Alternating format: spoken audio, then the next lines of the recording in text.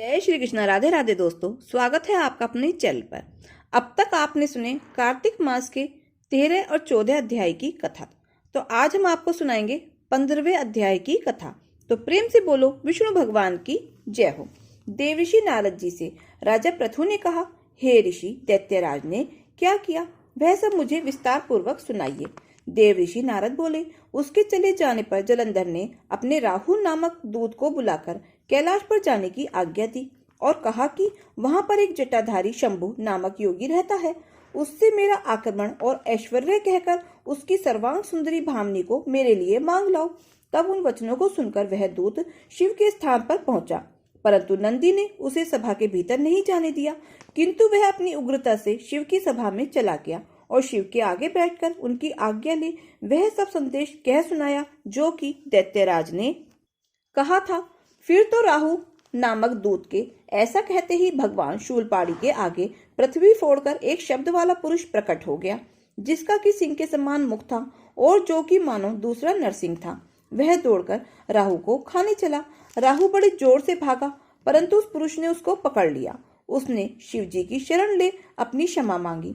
शिव जी ने उस पुरुष से राहु को छोड़ देने के लिए कहा कि फिर उसने कहा कि मुझे बड़े जोरों की भूख लगी है, मैं क्या खाऊं। महेश्वर जी ने कहा, यदि तुझे भूख लगी है तो शीघ्र ही अपने हाथ पैरों का मांस भक्षण कर ले। शिव जी की आज्ञा से वह पुरुष शीघ्र ही अपने हाथों और पैरों का मांस भक्षण कर गया। अब केवल उसका सिर शेष मात्र रह गया था। तब उसका ऐसा कृत्य देखकर शिव जी ने प्रसन्न होकर उसे अपना आज्ञा पालक जानकर उसे अपना परम प्रिय गण बना लिया और कहा कि मेरी पूजा के समय अब तेरी भी सदैव पूजा होती रहेगी, और जो तेरी पूजा नहीं करेंगे वह मेरे प्रिय न होंगे। शिव जी से ऐसा वर पाकर उस पुरुष को बड़ी प्रसन्नता हुई। उस दिन से वह शिव जी के द्वार पर स्तकी मुख नामक गण होकर स्थित रहने लगा। तो प्रेम से बोलो विष्णु भगवान की जय हो। 15वां अध्याय समाप्त हुआ। 16वां अध्याय। राजा पृथु ने कहा, नारद जी, यह तो आपने महाप्रभु शंकर की बड़ी अद्भुत कथा सुनाई है। कृपा कर अब आप यह बतलाइए कि उस समय राहु उस पुरुष से छूटकर कहाँ गया। जब राजा पृथु ने देवऋषि नारद से ऐसा प्रश्न पूछा तो देवऋषि ने कहा, उससे छूटने पर वह बर्बर नाम से विख्यात हो गया और मानो नया जन्म पाकर उसने अपने आप को धन्य माना तथा वह धीरे धीरे जलंधर के पास गया। वहां जाकर उसने शंकर जी की चेष्टा कही। उसे सुनकर दैत्यराज को बड़ा क्रोध आया और उसने सब दैत्यों को सेना सजाने की आज्ञा दे दी। कालनेमी और शुंभ निशुंभ आदि सभी महाबली दैत्य तैयार होने लगे। एक से एक महाबली दैत्य करोड़ों की संख्या में निकलकर युद्ध के लिए संबद्ध हो गए। महाप्रतापी सिंधु शिव पुत्र शिव जी से युद्ध के लिए निकला। उसके आगे महर्षि शुक्र और छिन्न सिर राहु हुआ। फिर तो उसी समय जलंधर का मुकुट खिसककर पृथ्वी पर गिर पड़ा। आकाश में मेघ छा गए और बहुत अपशकुन हुए। उधर इंद्र आदि सब देवताओं ने एकत्र होकर कैलाश पर जाकर शिव जी के पास पहुंचकर सारा वृतांत कहा और यह भी कहा कि आपने जलंधर से युद्ध करने के लिए जो भगवान विष्णु को भेजा था वह उसके वशवर्ती हो गए हैं तथा लक्ष्मी सहित जलंधर के अधीन होकर उसके घर में निवास करते हैं। अब देवताओं को भी उसके वहां निवास करना पड़ रहा है। अब वह सागर पुत्र आपसे युद्ध के लिए आ रहा है, अतएव आप उसे मारकर हमारी रक्षा कीजिए। देवताओं से यह सब कुछ सुनकर शंकर जी ने भगवान विष्णु से पूछा, हे हरिकेश, युद्ध में आपने जलंधर का संहार क्यों नहीं किया और बैकुंठ को छोड़कर आप उसके घर कैसे चले गए। यह सुनकर भगवान विष्णु ने हाथ जोड़कर नम्रता पूर्वक शंकर से कहा, उसे अपना अंशिवा लक्ष्मी का भाई होने के कारण नहीं मारा है। वह बड़ा ही वीर व देवताओं से अजय है। मैं सत्य कहता हूँ कि उसे कोई भी नहीं मार सकता। इस पर मैं मुग्ध होकर मैंने स्वयं उसके घर में रहने का उसे वर दे दिया और इसी कारण मैं उसके घर में रहता हूँ। हे सुरवर्य विष्णु, आप यह क्या कहते हैं। उस दैत्य जलंधर को मैं अवश्य मारूंगा, इसमें कुछ भी संदेह नहीं है। अब आप सब देवता जलंधर को मेरे द्वारा मरा हुआ ही जानकर अपने स्थान को जाइए। जब शंकर जी ने ऐसा कहा तो सब देवता संदेह रहित होकर अपने अपने स्थान को चले गए।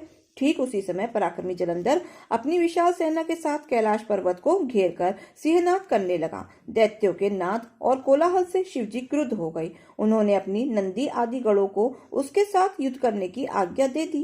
कैलाश पर्वत के समीप भीषण युद्ध होने लगा। दैत्य अनेकों प्रकार के अस्त्र शस्त्र बरसाने लगे। मेरी मृदंग शंख और तीरों, त्रक, हाथी, घोड़ों और रथों के शब्द से पृथ्वी कांपने लगी। युद्ध में कटकर मरे हुए हाथी घोड़े और पैदलों पर पहाड़ सा लग गया, जिससे कि युद्ध भूमि और भी अगम्य हो गई। दैत्यों के आचार्य श्री शुक्राचार्य जी अपनी मृत संजीवनी विद्या से सब दैत्य को जिलाने लगे। यह देखकर शिवजीगण व्याकुल हो गई और उनके पास जाकर सारा वृतांत सुनाया। उसे सुनकर भगवान रुद्र के क्रोध की सीमा न रही। वह अपने भयंकर रूप से दिशाओं को प्रज्वलित करने लगे। फिर तो उस समय उनके मुख से एक बड़ी भयंकर कन्या उत्पन्न हुई, जिसकी की दोनों जंघाएं ताल वृक्ष के समान थीं। वह युद्ध भूमि में जाकर सब असुरों का चर्पण करने लगी। तब युद्ध भूमि में इस प्रकार विचरते हुए वह शुक्र जी के समीप पहुंची और उन्हें शीघ्र ही अपने उदर में विलुप्त कर लिया।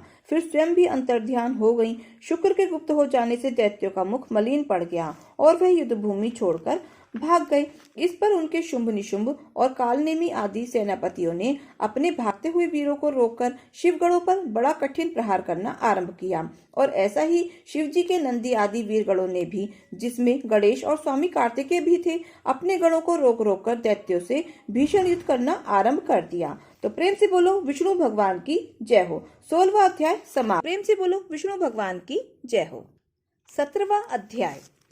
नारद जी कहते हैं, उस समय शिव जी के गण प्रबल थे और उन्होंने जलंधर के शुंभ और निशुंभ, महासुर, कालनेमी आदि को पराजित कर दिया। यह देखकर सागरपुत्र जलंधर एक रथ पर, जिस पर की लंबी पताका लगी हुई थी, चढ़कर युद्ध भूमि में आकर घोर संग्राम करने लगा। इधर जयशील शंकर के गण भी युद्ध में तत्पर होकर गरजने लगे। इस प्रकार दोनों सेनाओं के हाथी, घोड़े, रथ, शंख, भेरी आदि दोनों ओर के वीरों के सिंहनाद से पृथ्वी त्रस्त हो गई। तत्पश्चात जलंधर ने कुहरे के समान बाणों को फेंककर पृथ्वी से लेकर आकाश तक व्याप्त कर दिया और नंदी को 5, गणेश को 5 तथा वीरभद्र को एक साथ 20 बाण मार करके उनके शरीर को छेद दिया और मेघ के समान गर्जन करने लगा। यह देखकर रुद्रपुत्र पुत्र कार्तिकेय ने भी दैत्य जलंधर को अपनी शक्ति उठाकर मारी और घोर गर्जन किया, जिसके आघात से वह पृथ्वी पर गिर पड़ा। परंतु वह इतना बली था कि शीघ्र ही उठकर खड़ा हो गया और क्रोधाविष्ट होकर कार्तिकेय पर अपनी गदा का प्रहार कर दिया। ब्रह्म वरदान की सफलता के लिए शंकर पुत्र कार्तिकेय पृथ्वी पर सो गए। गणेश जी और नंदी भी व्याकुल होकर गदा प्रहार से पृथ्वी पर गिर गए। वीरभद्र का सिर फट गया और बहुत सा रक्त बहने लगा। वीरभद्र को पृथ्वी पर गिरा देखकर शंकर के गण चिल्लाते हुए संग्राम भूमि छोड़कर बड़े वेग से भाग निकले। तो प्रेम से बोलो विष्णु भगवान की जय हो। 17वां अध्याय समाप्त हुआ। 18वां अध्याय। देवऋषि नारद जी ने कहा, अब रौद्र रूप महाप्रभु शंकर अपने वीरगणों के साथ नंदी पर चढ़ हंसते हुए युद्ध भूमि में आए। तब उनको आया देखकर उनके पराजित गण फिर लौट आए और सिंहनाद करते हुए आयुधों से दैत्यों पर प्रहार करने लगे। भीषण रूपधारी रुद्र को देख दैत्य भागने लगे। तब युद्ध में अपने दैत्य को परान्मुख होते देखकर जलंधर हजारों बाण छोड़ता हुआ भगवान शंकर की ओर दौड़ा। उसके शुंभ निशुंभ आदि वीर भी क्रोध से अपने होठों को काटते हुए भगवान शंकर की ओर दौड़े।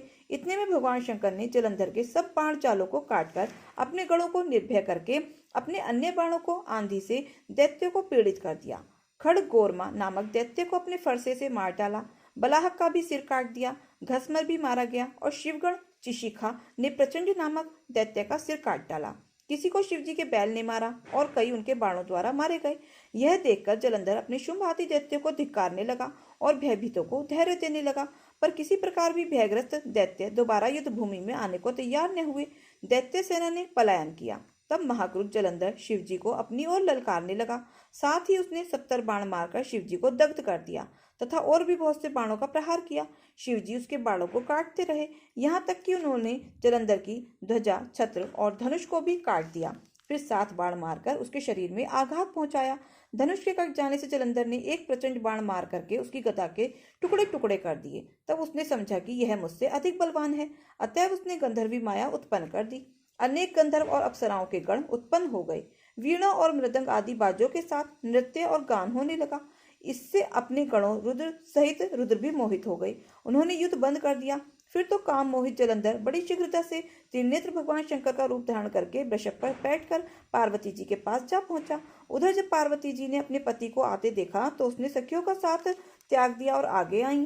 पार्वती को देखकर कामधु जलंधर का वीर्य पतन हो गया और उसके पतन से वह जड़ भी हो गया। गौरी ने उसे दानव समझा और वह अंतर ध्यान होकर उत्तर की ओर मानस पर चली गई। तब वहां पार्वती को न देखकर जलंधर फिर शिव जी की ओर लौटा। उधर पार्वती जी ने भगवान विष्णु को बुलाकर दैत्य धन का वह कृत्य कहा और यह प्रश्न किया कि क्या आप इससे अवगत हैं। भगवान विष्णु ने हाथ जोड़कर और सिर नवाकर उत्तर दिया, आपकी कृपा से मुझे सब कुछ ज्ञात है। हे माता, जो आज्ञा हो पालन करूं। जगत माता ने विष्णु जी से कहा, उस दैत्य ने जो मार्ग खोला है उसका अनुसरण उचित है। मैं तुम्हें आज्ञा देती हूँ कि तुम जाकर उसकी स्त्री का पतिव्रत भ्रष्ट करो, वह दैत्य तभी मरेगा। पार्वती जी की यह आज्ञा पाते ही भगवान विष्णु उसको शिरोधार रहकर छल करने के लिए चल दिए। जलंधर के नगर की ओर गए।